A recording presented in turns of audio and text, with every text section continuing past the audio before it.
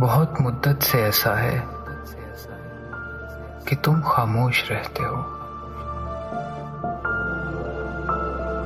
کوئی گہرا ہے غم شاید جسے چپ چاپ سہتے ہو. یوں ہی چلتے ہوئے تنہا کوئی غمگین سا نغمہ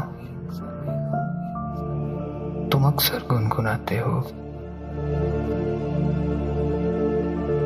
دوران گفتگو یوں ہی ملے نظروں سے جب نظریں تو باتیں بھول جاتے ہو. کسی گمسم سی حالت میں یا پھر بارش کے موسم میں فقط اتنا ہی کہتے ہو، اداسی بے وجہ سی ہے، بہت بوجھل طبیعت ہے. بھلا سچ کیوں نہیں کہتے؟ کسی کو یاد کرتے ہو.